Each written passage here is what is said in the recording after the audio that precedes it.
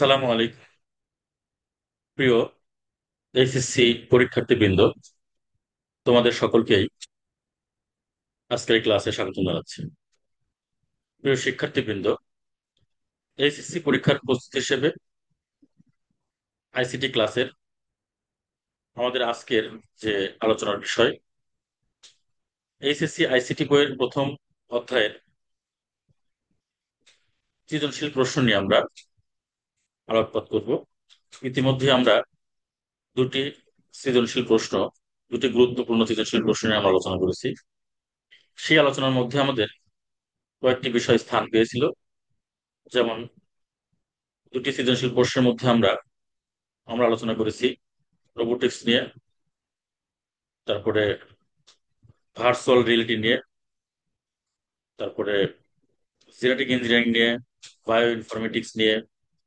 মোটামুটি এই বিষয়গুলো নিয়ে আমরা আমরা আগের দুটি সৃজনশীল প্রশ্নে আলোচনা করেছি। তো আজকে আমরা আরো একটি ক্রিয়েটিভ কোশ্চেন আমরা আলোচনা করব, এবং সেখানে আমাদের অবশ্যই নতুন কিছু থাকবে। তো চলো আমরা শুরু করি। আর অবশ্যই তোমাদের আমি বিনীতভাবে বলতে চাই, তোমরা আগের যে দুটি আমি ক্রিয়েটিভ কোশ্চেন নিয়ে আলোচনা করেছি, ওই আলোচনাগুলো তোমরা অবশ্যই দেখবো। আমাদের ধারাবাহিকভাবে আমরা আমাদের এইচএসসি আইসিটি বইয়ের প্রথম অধ্যায়ের যে টপিকগুলো রয়েছে, মোটামুটি প্রত্যেকটা টপিক নিয়েই আমাদের ক্রিয়েটিভ কোশ্চেন সাজানো। তো সেক্ষেত্রে বলবো তোমরা ধারাবাহিকভাবে আমার ক্লাসগুলো অবশ্যই দেখার চেষ্টা করবে। চলো আমরা শুরু করি। আজকে আমরা অবশ্যই আমাদের ক্লাসটি অনেক সুন্দরভাবে আমরা আলোচনা করব। তোমাদের সেই ক্ষেত্রে মনোযোগটা আমি খুবই আশা করব। আমাদের আমরা দেখতে পাচ্ছি আমাদের এখানে এই যে 3 নম্বর যে কোয়েশ্চেনটি, এখানে কোয়েশ্চেনটিতে কি বলা হয়েছে আমরা একটু দেখে নিই। এই কোয়েশ্চেনটি আমাদের 2024 সালের রাজশাহী শিক্ষা বোর্ডে এসেছিল। আমরা দেখি প্রশ্ন কি বলছে। ক গার্মেন্টস ফ্যাক্টরিতে, এখানে এই গার্মেন্টস ফ্যাক্টরিটির নাম হলো ক গার্মেন্টস। ঠিক আছে। ক গার্মেন্টস ফ্যাক্টরিতে অগ্নিসংযোগে নিহত শ্রমিকের পরিচয় শনাক্ত করতে ডিএনএ পরীক্ষা করা হয়। রাকিব এই ধরনের অগ্নিকাণ্ডের কথা মাথায় রেখে এমন এক যন্ত্র আবিষ্কার করেছে যা একই সময়ে অগ্নি নির্বাপনে ও উদ্ধার কার্যে সহায়তা করে। প্রিয় শিক্ষার্থীবৃন্দ, আমরা এখানে দেখতে পাচ্ছি আমাদের বড় বড় দুটি বাক্য আমরা দেখতে পাচ্ছি, বা বড় বড় দুটি লাইন দেখতে পাচ্ছি আমাদের উদ্দীপকে। তো এই দুটি বাক্যে বা দুটি লাইনে আমাদের দুটি বিষয় এখানে, দুটি বিষয়ের ইঙ্গিত আমরা দেখতে পাচ্ছি। প্রথমে, ক গার্মেন্টস ফ্যাক্টরিতে অগ্নি সংযোগে নিহত শ্রমিকের পরিচয় শনাক্ত করতে ডিএনএ পরীক্ষা করা হয়। তো আমরা মোটামুটি যারা আমাদের এই এইচএসসি আইসিটি বইয়ের প্রথম অধ্যায় আমরা মোটামুটি যারা পড়েছি, বা আমরা যারা মোটামুটি দেখেছি বা বিশ্লেষণ করেছি, আমরা একটু চেষ্টা করেছি, তারাই কিন্তু আমরা এই প্রথম প্রশ্নটি দেখেই কিন্তু আমরা ধরতে পারবো যে আসলে এখানে কি বলা হয়েছে। এখানে অবশ্যই যেহেতু ডিএনএ পরীক্ষার কথা বলা হয়েছে, অবশ্যই আমরা নিঃসন্দেহে আমরা বলতে পারি এখানে বায়োমেট্রিক্স এর কথা বলা হয়েছে। কারণ বায়োমেট্রিক্স পদ্ধতিতে আমরা আমাদের প্রত্যেকটা ব্যক্তির আমরা কিন্তু মানে তাদের যে কিছু কিছু যে আচরণগত বৈশিষ্ট্য বলি, বা তাদের যে এখানে বিভিন্ন কিছু হতে পারে। যেমন ডিএনএটা এখানে এখানে আমাদের যে ডিঅক্সিরাইবোনিউক্লিক অ্যাসিড যেটা বলে, এখানে কোন জিন বহন করে। এখানে দেখা যায় কোনো ব্যক্তির শনাক্ততা বা তার ফ্যামিলির সাথে তার যে একটা সম্পর্ক রয়েছে, বা তার বাবা বা মা বা ভাই, তার সাথে যে তার একটা কারেক্ট রয়েছে, সেই বিষয়টা ডিএনএ টেস্টের মাধ্যমে আমরা বুঝতে পারি। তো এই বিষয়টা আমরা অবশ্যই আমরা প্রকাশ পাই বা প্রকাশ করি, যার মাধ্যমে সেটি হলো কি বায়োমেট্রিক্স প্রযুক্তির মাধ্যমে। ঠিক আছে, তাহলে আমরা বুঝতে পারলাম যে আমাদের প্রথম যে বাক্য বা প্রথম যে লাইনটি, সেটি অবশ্যই এখানে বায়োমেট্রিক্স কথা এখানে উল্লেখ করা হয়েছে। ওকে, এবার দেখি তোমাদের দ্বিতীয় যে লাইন বা দ্বিতীয় যে আমাদের বাক্যটি, সেটি অনেক বড় একটি বাক্য। তারপর আমরা দেখো এখানে বিশ্লেষণ করার চেষ্টা করছি। রাকিব এই ধরনের অগ্নিকাণ্ডের কথা মাথায় রেখে এমন এক যন্ত্র আবিষ্কার করেছে যা একই সময়ে অগ্নি নির্বাপনে ও উদ্ধার কার্যে সহায়তা করে। আচ্ছা, এখন এই যে আহ যদি কোনো একটা জায়গায় কোনো একটা ভবন, কোনো একটা ভবনে বা কোনো একটা বড় একটা কারখানায় যদি কখনো আগুন ধরে, তো সেই ক্ষেত্রে এই আগুন নেভানোর যে কাজটি প্লাস আগুন ধরার পরে সেখানে কর্মরত যে কর্মীরা রয়েছে তাদেরকে উদ্ধার করার জন্য কিন্তু আমাদের আমরা নর্মাল প্রসেসে আমরা যে সকল আমরা কাজ করি সেই প্রসেসে কিন্তু আসলে উদ্ধার কাজ সম্ভব না, এবং আগুন নেভানোর কাজও কিন্তু সম্ভব না। সেখানে অবশ্যই আমাদের কিন্তু উন্নত প্রযুক্তির অবশ্যই আহ কোনো ধরনের কোনো আমাদের আহ যন্ত্র প্রয়োজন হবে, ঠিক আছে। আর সেই যন্ত্রটি কিন্তু আমরা এখানে ইঙ্গিত করছি কিন্তু সেই রোবটের কথা আমরা চিন্তা করছি। অর্থাৎ রোবটের মাধ্যমে আমরা যে কোনো আহ, আহ, আহ, যে কোনো ধরনের প্রতিকূল পরিবেশে আমরা যে কাউকে উদ্ধার করার ক্ষেত্রে আমরা চেষ্টা করতে পারি। এখন কতটুকু আমরা উদ্ধার কাজ সম্পূর্ণভাবে আমরা শেষ করতে পারবো সেটি বড় কথা না, কিন্তু আমাদের চেষ্টাটা অব্যাহত থাকে এবং সেখানে মোটামুটি অনেকাংশে উদ্ধার করা যায়, এবং সেখানে আগুন নেভানোর কাজও কিন্তু রোবটের মাধ্যমে কিন্তু করা সম্ভব হয়। তাহলে আমরা বুঝতে পারলাম যে এখানে আমাদের প্রথম লাইনটি বা প্রথম বাক্যটি আমাদের অবশ্যই এখানে বায়োমেট্রিক্স এর কথা এখানে নির্দেশ করে, এবং দ্বিতীয় লাইনটি বা দ্বিতীয় বাক্যটি আমাদের এখানে আহ রোবটের কথা বা রোবোটিক্স এর কথা এখানে নির্দেশ করে। ওকে, চলো আমরা এবার আমাদের গ নম্বর প্রশ্নে চলে যাই। উদ্দীপকের নিহত শ্রমিক শনাক্তকরণে ব্যবহৃত প্রযুক্তিটি ব্যাখ্যা করবো। তাহলে অবশ্যই আমাদের এখানে প্রথম উত্তরটি করতে গিয়ে আমাদের লিখতে হবে যে উদ্দীপকের নিহত শ্রমিক শনাক্তকরণে ব্যবহৃত প্রযুক্তিটি হলো বায়োমেট্রিক্স প্রযুক্তি। এরপরে বায়োমেট্রিক্স প্রযুক্তি সম্পর্কে ব্যাখ্যা করতে যেহেতু বলা হয়েছে, তাহলে আমরা অবশ্যই বায়োমেট্রিক্স প্রযুক্তির আমরা একটা চুম্বক অংশ বা মূল অংশগুলো কিন্তু আমরা এখানে ব্যাখ্যা করে আমরা দিতে পারি। যেমন এখানে বলছে যে বায়োমেট্রিক্স প্রযুক্তিতে এখানে কিন্তু ডিএনএ এর কথা বলা হয়েছে, ডিএনএ পর্যবেক্ষণের কথা বলা হয়েছে। তো সেই ডিএনএ বিষয়টা আমরা এখানে কিন্তু বেশি বেশি আমরা কিন্তু এখানে ডিসকাস করবো। বায়োমেট্রিক প্রযুক্তির আমরা বিষয়টা আমরা উপস্থাপন করার পরে আমরা এখানে কিন্তু ডিএনএ বিষয়টা আমরা এখানে বেশি ভালো মতো আমরা ডিসকাস করলে কিন্তু আমাদের এই উত্তরটি হয়ে যাবে। উদ্দীপকে গার্মেন্টস ফ্যাক্টরিতে নিহত শ্রমিক শনাক্তকরণে ব্যবহৃত প্রযুক্তি হলো বায়োমেট্রিক্স। নিহত শ্রমিকদের বায়োলজিক্যাল ডাটা অর্থাৎ ডিএনএ পর্যবেক্ষণের মাধ্যমে বায়োমেট্রিকে শনাক্ত করা যায়। ঠিক আছে, আমি কিন্তু ক্লিয়ারলি কিন্তু আমি প্রশ্ন যখন পড়ছি তখন কিন্তু আমি এটা বোঝানোর চেষ্টা করেছি। ডিএনএ পর্যবেক্ষণটা কিভাবে হয় আমরা একটু দেখি। আমাদের মানব সমাজে অনেক সময় কোনো শিশুর প্রকৃত পিতা মাতার পরিচয় শনাক্ত করতে হতে হয়। বলছে আমাদের মানব সমাজে অনেক সময় কোনো শিশুর প্রকৃত পিতা মাতার পরিচয় শনাক্ত করতে হয়, কিংবা দুর্ঘটনায় অনেক সময় নিহত ব্যক্তির পরিচয় উদ্ধার করা যায় না। একটা ব্যক্তি দুর্ঘটনায় পড়লে তাহলে হয়তো তার চেহারার মধ্যে যদি বিভৎসতা আসে, তাহলে কিন্তু তার চেহারার সাথে কিন্তু তার ফ্যামিলির কিন্তু আহ মিল খোঁজার জন্য কিন্তু অনেক কষ্ট করতে হয়। অথবা তার কাছে যদি কোনো ধরনের কোনো অ্যাড্রেস না থাকে, তাহলে সেক্ষেত্রে কিন্তু আরো বেশি কষ্ট হয়। অ্যাড্রেস দেখে আমরা অনেক সময় শনাক্ত করি, তার আইডি কার্ড দেখে আমরা অনেক সময় শনাক্ত করি, কিন্তু হয়তো আইডি কার্ড অ্যাড্রেস বা তার কাছে কোনো ধরনের কোনো এরকম কোনো প্রমাণ নেই তার ফ্যামিলির সাথে যে মিল করার জন্য, অথবা তার চেহারাটা বিভৎস হয়ে গেছে, সেক্ষেত্রে কিন্তু আমরা এই পরিচয়টা আমরা প্রকাশ করতে হলে আমরা অবশ্যই কিন্তু তার ডিএনএটাই আমরা কিন্তু এখানে টেস্ট করার জন্য কিন্তু আমরা চেষ্টা করি। এই ধরনের সমস্যা সমাধানে এই ধরনের সমস্যা সমাধানে বায়োমেট্রিক্স ও জেনেটিক ইঞ্জিনিয়ারিং শনাক্ত পদ্ধতি ব্যবহার করা হয়। তবে বায়োমেট্রিকে ডিএনএ টেস্টের মাধ্যমে যে কোনো ব্যক্তিকে অত্যন্ত নিখুঁত ও প্রশ্নাতীত ভাবে শনাক্ত করা যায়। এক্ষেত্রে মানব শরীরের যে কোনো উপাদান, যেমন রক্ত, চুল, আঙ্গুলের নখ, তারপরে মুখের লালা হতে নমুনা সংগ্রহ করা হয়।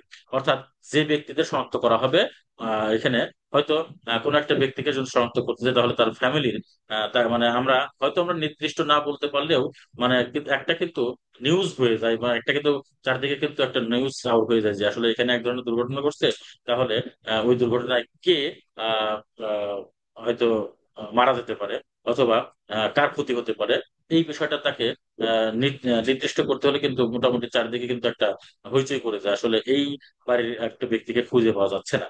তার মানে কি? তার মানে সন্দেহ আমরা করি যে হয়তো হয়তো হয়তো ওই বাড়ির কোনো ব্যক্তিরই কোনো ধরনের কোনো খারাপ দুর্ঘটনা ঘটতে পারে। তাহলে ওই বাড়ির কোনো ব্যক্তির নির্দিষ্ট কোনো একটা ব্যক্তির রক্ত, চুল, আঙুলের নখ অথবা মুখের লালা আমরা সেক্ষেত্রে সংগ্রহ করতে দেখি। প্লাস যে ব্যক্তি আহত হয়েছে বা নিহত হয়েছে সেই ব্যক্তির ক্ষেত্রে কিন্তু আমরা সেই ব্যক্তির নিকট থেকেও এই যে রক্ত, চুল, আঙুলের নখ বা মুখের লালা নিয়ে দুইটি আহ দুটি দুই ব্যক্তিরই দুইটা নমুনা নিয়ে সেক্ষেত্রে কিন্তু এই পরীক্ষাটা করা হয়। তারপর এগুলোর গঠন প্রকৃতি শনাক্তের দ্বারা ম্যাপ বা ব্লুপ্রিন্ট বায়োলজিক্যাল ডেটাবেজে সংরক্ষণ করা হয়। পরবর্তীতে যে সকল ব্যক্তিদের সাথে তুলনা করা হবে তাদের ডেটার সাথে মিলে দেখা হয়। তার মানে আমি যেটা আগেই বললাম, একসাথে আমি বলে ফেলছি, যদি উভয়ের ডেটা মিলে যায় তবেই সঠিক ব্যক্তি শনাক্ত হবে। এভাবে ডিএনএ পর্যবেক্ষণ করে অদ্বিতীয় ব্যক্তি শনাক্ত করা যায়। ঠিক আছে, প্রিয় শিক্ষার্থীবৃন্দ, প্রশ্নগুলো কিন্তু খুবই সহজ এবং উত্তরগুলো কিন্তু খুব সহজ। আমরা একটু মনোযোগ সহকারে একটু এগুলো বিশ্লেষণ করলেই বা একটু দেখলেই কিন্তু আমাদের যে উত্তরগুলো কিন্তু আমরা খুব ভালোভাবে আনসার করতে পারবো। আমাদের প্রথমেই আমাদের অবশ্যই চিন্তা করতে হবে যে উদ্দীপকটা আমাদের ভালো মতো বুঝতে হবে, এবং উদ্দীপককে বোঝার পরে আমাদের প্রশ্ন লিখতে হবে, প্রশ্নের সাথে আমাদের মিল করে আমাদের কিন্তু এখানে আনসার করতে হবে। যেমন উদ্দীপকে আমাদের প্রথম লাইনে বলছিল কি এখানে ডিএনএ কথা বলা হয়েছে, আর ডিএনএ টেস্টটা হলো কিন্তু বায়োমেট্রিক্স পদ্ধতি। সো আমাদের এখানে বলছে যে উদ্দীপকে গার্মেন্টস ফ্যাক্টরিতে নিহত শ্রমিক শনাক্তকরণের ব্যক্তি।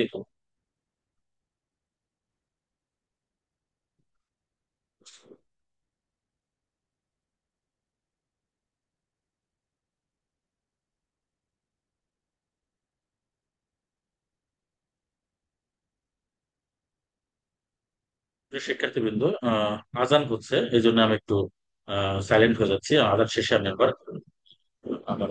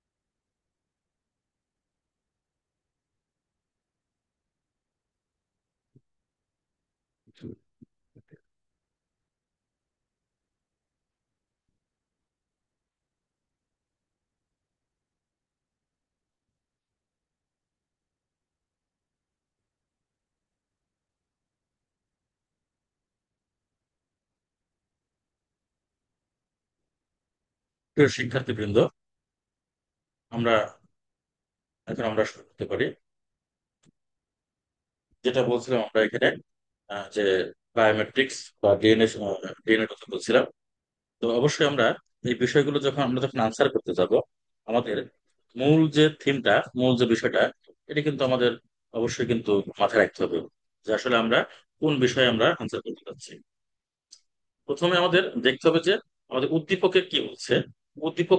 উদ্দীপকের বিষয়টা আমাদের লক্ষ্য রাখতে হবে, উদ্দীপকের বিষয়টা লক্ষ্য রেখে কিন্তু আমাদের কাজ করতে হবে।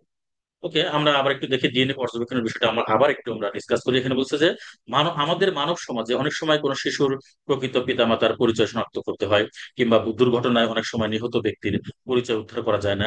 এই ধরনের সমস্যা সমাধানে বায়োমেট্রিক্স ও জেনেটিক ইঞ্জিনিয়ারিং শনাক্ত পদ্ধতি ব্যবহার করা হয়। তবে বায়োমেট্রিকে ডিএনএ টেস্টের মাধ্যমে যে কোনো ব্যক্তিকে অত্যন্ত নিখুঁত ও প্রশ্নাতীত ভাবে শনাক্ত করা যায়। এক্ষেত্রে মানব শরীরের যে কোনো উপাদান, যেমন আমরা বলতে পারি এখানে রক্ত, চুল, আঙুলের নখ, মুখের লালা হতে নমুনা সংগ্রহ করা হয়। তারপর এগুলোর গঠন প্রকৃতি শনাক্তের দ্বারা ম্যাপ বা ব্লুপ্রিন্ট বায়োলজিক্যাল ডেটাবেজে সংরক্ষণ করে। পরবর্তীতে যে সকল ব্যক্তিদের সাথে তুলনা করা হয় হবে, তাদের ডেটার সাথে মিলে দেখা হয়। যদি উভয় ডেটা মিলে যায় তাহলেই আমরা বুঝতে পারি যে আসলে তখন তো ব্যক্তিরা শনাক্ত হয়ে যায়। এভাবে আসলে ডিএনএ সংশ্লেষণ বা ডিএনএ পর্যবেক্ষণ করে আমরা অদ্বিতীয় ব্যক্তিকে শনাক্ত করতে পারি। ওকে।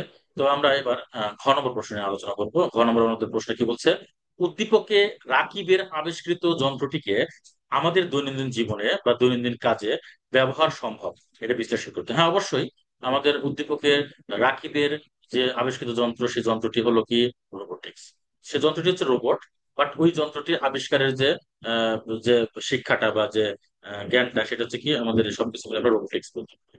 উদ্দীপকের রাকিবের প্রযুক্তিটা আমরা রোবোটিক্স বলবো। উদ্দীপকের রাকিবের আবিষ্কৃত যন্ত্রটি হলো রোবোটিক্স। রোবট হলো এক ধরনের ইলেকট্রোমেকানিক্যাল যান্ত্রিক ব্যবস্থা যা কম্পিউটার প্রোগ্রাম বা ইলেকট্রনিক সার্কিট কর্তৃক নিয়ন্ত্রিত এক ধরনের স্বয়ংক্রিয় বা আধা স্বয়ংক্রিয় যন্ত্র বা যন্ত্রপাতি। এটা অবশ্যই আমি এর আগেও একটি এর আগে আমি একটি ক্রিয়েটিভ কোশ্চেন আলোচনা করেছি, সেখানে কিন্তু রোবোটিক্স সম্পর্কে আলোচনা হয়েছে।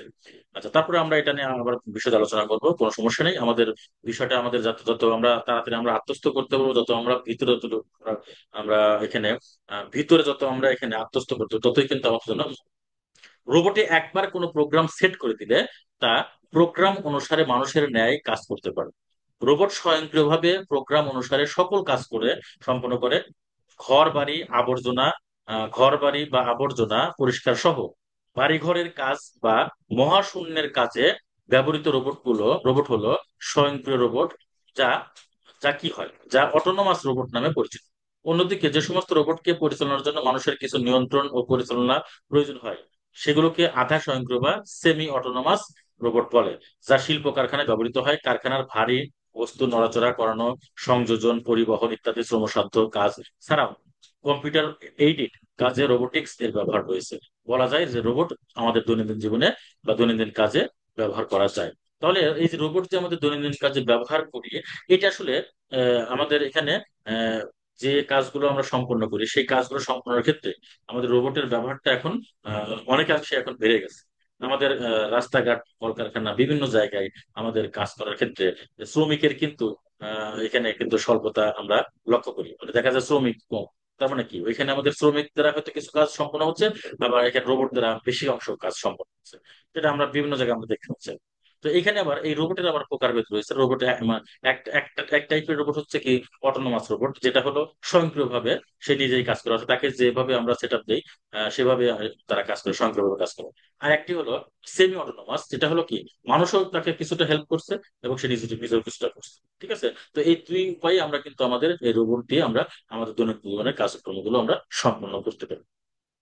তো শিক্ষার্থী কিন্তু আসলে কি তোমরা বিষয়টা বুঝতে পেরেছো? তারপর আমি আবার এই বিষয়টা আবার আমি প্রথম থেকে আবার একটু আলোচনা করার চেষ্টা করি। উদ্দীপকের রাকিবের আবিষ্কৃত যন্ত্রটি হলো রোবোটিক্স। রোবট হলো এক ধরনের যন্ত্রটি হলো রোবট, তবে এই প্রযুক্তিটা হলো কি রোবোটিক্স, এটা কিন্তু আমার বুঝতে হবে। উদ্দীপকের রাকিবের আবিষ্কৃত যন্ত্রটি হলো রোবট। আর এই রোবটটি যেভাবে যে প্রযুক্তি তৈরি করা হয়েছে সেটা হচ্ছে রোবোটিক্স। রোবট হলো এক ধরনের ইলেকট্রোমেকানিক্যাল যান্ত্রিক ব্যবস্থা যা কম্পিউটার প্রোগ্রাম বা ইলেকট্রনিক সার্কিট কর্তৃক নিয়ন্ত্রিত এক ধরনের স্বয়ংক্রিয় বা আধা স্বয়ংক্রিয়, এখানে স্বয়ংক্রিয় হতে পারে আবার আধা স্বয়ংক্রিয় হতে পারে, যন্ত্র বা যন্ত্র মানব। রোবটে একবার কোনো প্রোগ্রাম সেট করলে তার প্রোগ্রাম অনুসারে মানুষের ন্যায় কাজ করতে হবে। রোবটকে আমরা যেভাবে প্রোগ্রাম সেট করবো সেভাবে সে কাজ করতে পারবে। রোবট স্বয়ংক্রিয়ভাবে প্রোগ্রাম অনুসারে সকল কাজ সম্পন্ন করে। ঘর বাড়ি বা আবর্জনা পরিষ্কার সহ বাড়ি ঘরের কাজ বা মহাশূন্যের কাজে ব্যবহৃত রোবট হলো স্বয়ংক্রিয় রোবট বা অটোনোমাস। অন্যদিকে যে সমস্ত রোবটকে পরিচালনার জন্য মানুষের কিছু নিয়ন্ত্রণ ও পরিচালনার কাজ প্রয়োজন হয়, সেগুলোকে আধা স্বয়ংক্রিয় বা সেমি অটোনোমাস রোবট বলে, যা শিল্প কারখানায় ব্যবহৃত হয়। কারখানার ভারী বস্তু নড়াচড়া করানো, সংযোজন, পরিবহন ইত্যাদি শ্রমসাধ্য কাজ ছাড়াও কম্পিউটার এইডেড কাজে রোবোটিক্স এর ব্যবহার রয়েছে। তাই বলতে পারি যে রোবট আমাদের দৈনন্দিন জীবনে কাজ করছে। প্রিয় শিক্ষার্থীবৃন্দ, আমরা এই যে বিষয়গুলো আমরা আজকে আলোচনা করলাম, আমাদের একটি বিষয় লক্ষ্য রাখতে হবে। যে কোনো বিষয় আমরা যদি মনোযোগী হয়ে সেই বিষয়টা যদি আমরা একটু বারবার দেখার চেষ্টা করি, বেশি না, আমরা একবার না, আমরা 2 থেকে 3বার দেখলাম, আমাদের দেখলে তো আমাদের জন্যই ভালো হয়। আমরা যদি একটু ধৈর্য ধারণ করে যে কোনো বিষয় যদি আমরা 2 থেকে 3বার দেখি, বা কোনো ধরনের কোনো টপিক নিয়ে যদি আলোচনা আমরা দেখি, সেই টপিকটা আমরা অবশ্যই মনোযোগী হয়ে বারবার দেখার চেষ্টা করি। তাহলেই ইনশাল্লাহ আমরা সেই বিষয় সম্পর্কে একেবারে পারদর্শী হয়ে যাবো। হয়তো শতভাগ পারদর্শী না হলেও আমরা কিন্তু মোটামুটি 70 থেকে 80% পারদর্শী যদি আমরা হতে পারি, তাহলেই কিন্তু আমাদের জন্য সেটা অনেকটাই কাজে দিবে। কারণ আমরা তো স্টুডেন্ট, স্টুডেন্টদের 100% কোনো কিছু আয়ত্ত হবে না, এটাই আমরা ভেবে নিয়ে কিন্তু আমরা ধরে কাজ করি। তো সেক্ষেত্রে যদি কেউ যদি হয়তো মানে একটু ভালো মতো চেষ্টা করে, যদি 100% যদি সে দায়িত্ব করতে পারে, তার জন্য তো একটা লাকি চান্স। হ্যাঁ, তো আমি মনে করি কোন স্টুডেন্ট যদি 80%, মোটামুটি 80 থেকে, আমি ধরলাম 80 থেকে 90-র মধ্যে, যদি কেউ যদি এটা কাভার করতে পারে, এটা যদি ভালো মতো দায়িত্ব করতে পারে, তাহলে ইনশাল্লাহ পরীক্ষায় সে অবশ্যই ভালো। অবশ্যই তোমাদের জন্য দোয়া থাকবে, শুভকামনা থাকবে। তোমরা আমার এই আলোচনাগুলো অবশ্যই দেখার চেষ্টা করবে, বোঝার চেষ্টা করবে। কোথাও কোনো সমস্যা থাকলে সেটা আমাকে অবশ্যই আমার ভিডিওর কমেন্ট বক্সে তোমরা অবশ্যই আমাকে জানিয়ে দেবে। আমি পরবর্তীতে নিয়ে সেটা নিয়ে আলোচনা করার চেষ্টা করবো। প্রিয় শিক্ষার্থীবৃন্দ, আজকের মতো এখানে শেষ করছি। ইনশাল্লাহ আবার দেখা হবে নতুন কোনো একটি ক্লাসে। তোমাদের সবার সুস্থ কামনা করে শেষ করছি। আল্লাহ হাফিজ।